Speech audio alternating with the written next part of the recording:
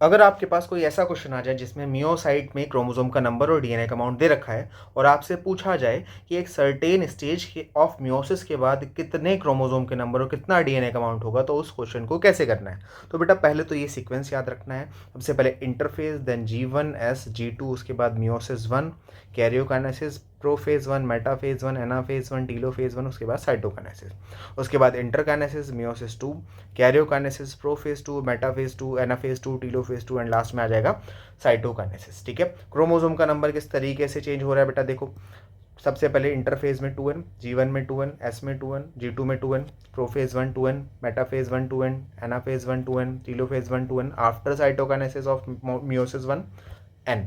ठीक है, उसके बाद आगे बढ़ो, prophase 2n, metaphase 2n, anaphase में 2 में डबल हो जाता है, टीलोफेज 2 2n, साइटोकाइनेसिस n। ठीक है, साइटोकाइनेसिस ऑफ मियोसिस 2n।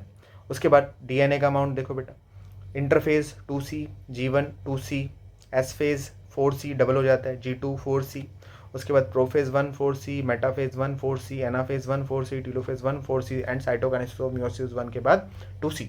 ठीक है, उसके बाद prophase 2 2c, metaphase 2 2c, anaphase 2 2c, telophase 2 2c and cytokinesis of meiosis 2 के बाद c। अब यहाँ क्वेश्चन पढ़ो। क्वेश्चन बोला है मियोसाइट में 2n इज इक्वल्स टू 18 है and 2n is equals to 18 है एंड ये होना चाहिए बेटा 2c 18 पिकोग्राम के बराबर है। तो डीएनए का अमाउंट और क्रोमोसोम का नंबर कितना होगा आफ्टर मियोसिस 1। स्टार्टिंग में दे रखा है बेटा, स्टार्टिंग में कितना दे रखा है, 18 क्रोमोसोम एंड 18 पिकोग्राम डीएनए, दोनों 18 दे रखा है।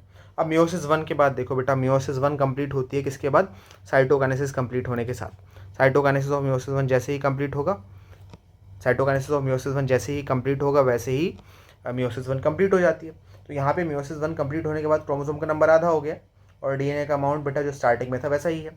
तो मियोसिस 1 कंप्लीट होने के बाद आप बोल सकते हो कि अगर 18 थे तो 9 क्रोमोसोम बचेंगे और अगर डीएनए का अमाउंट कितना था 18 पिकोग्राम, तो अभी भी कितना है 18 पिकोग्राम ही है। ठीक है, इंटरकाइनेसिस में बेटा वही सेल जो साइटोकाइनेसिस वाली सेल है वही तो इंटरकाइनेसिस में जा रही है।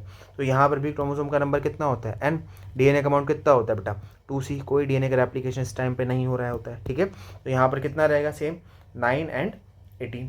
उसके बाद मियोसिस 2 की बात पूछिए बेटा, स्टार्टिंग में 18 क्रोमोसोम 18 पिकोग्राम डीएनए, बिल्कुल लास्ट में मियोसिस 2 जब कंप्लीट हो जाता है तो बिल्कुल लास्ट में कितना बेटा n chromosome and c DNA.